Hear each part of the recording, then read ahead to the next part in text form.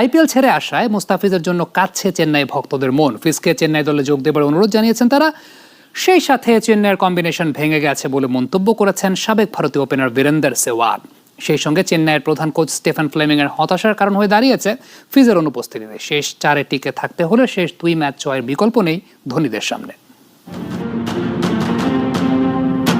চলতি আইপিএলে বল হাতে দুর্দান্ত ছিলেন মুস্তাফিজুর রহমান। চেন্নাইয়ের হয়ে কাটার মাস্টার নিয়েছেন 9 ম্যাচে 14 উইকেট। তবে জাতীয় দলের খেলা থাকায় আসরের মাঝপথেই ছাড়তে হয়েছে টুর্নামেন্ট, আর এতেই বিপাকে পড়েছে চেন্নাই। ফিজের জন্য মন কাঁদছে চেন্নাই সুপার কিংসের ভক্তদের। জিম্বাবুয়ের বিপক্ষে প্রত্যাবর্তনের ম্যাচেই ম্যাচ সেরার পুরস্কার পেয়েছেন ফিজ। ম্যাচ সেরার পুরস্কার হাতে পোস্ট করা হয় একটি ছবিও। সেখানেই দলে দলে যোগ দেন চেন্নাই ভক্তরা। সবার একটাই আবদার, চেন্নাই যেন ফিরে যান মুস্তাফিজ। বর্তমান চ্যাম্পিয়নদের প্লে অফে তুলতে ফিজকে বড্ড প্রয়োজন বলে মনে করছেন চেন্নাই ভক্তরা।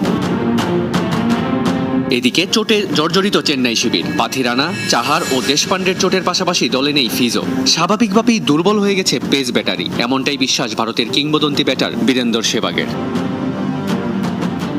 মোস্তাফিজুর রহমান যখন আমেরিকার ভিসার জন্য দেশে ফিরে গিয়েছিল তখনও 2 ম্যাচ হেরেছিল চেন্নাই। তাদের বোলিংটা দুর্বল হয়ে যায় যখন পাথিরানা আর সে না খেলে। পাথিরানা ও মুস্তাফিজ যখন একসঙ্গে খেলেছে চেন্নাই জিতেছে। মুস্তাফিজ বাংলাদেশে চলে গেছে এখন। পাথিরানা ফিট কিনা এটাও একটা প্রশ্ন। আমার মনে হয় চেন্নাইয়ের কম্বিনেশন নড়বড় হয়ে গেছে।